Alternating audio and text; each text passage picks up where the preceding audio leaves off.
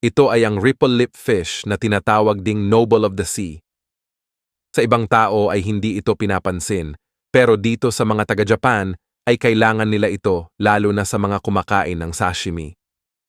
Pinapakita nga sa videong ito kung paano ito o proseso at ihanda para maging sashimi. Ang wavy lip fish ay tinatawag din sa ibang lugar na Napoleon fish. Ang mga Japanese ay gustong-gusto ang isdang ito dahil sa nipis ng karne at nagtataglay din ito ng mataas na fat content. Pagkatapos ngang linisin ang isda, ay hihiwain na nila ito at tatanggalin na ang mga organs na hindi na kailangan.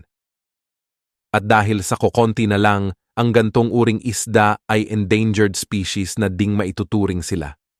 Sabi nga sa ibang lugar, ay nakakadiri mga daw ang isdang ito at lubhang nakakalason dahil sa kulay at katas na nagmumula sa katawan. Pero biruin mo na may lugar pala, katulad ng Japan, na gustong-gusto ang isda na ito.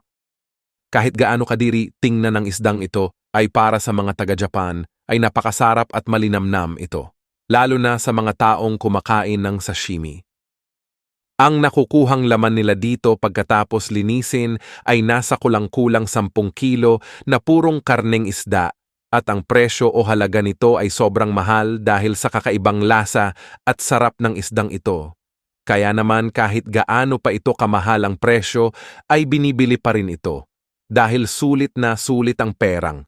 Ibibili mo sa isdang ito. Ikaw, kung tatanungin ka kakain, ka rin ba ng isdang ito? Salamat po ng marami sa panunood.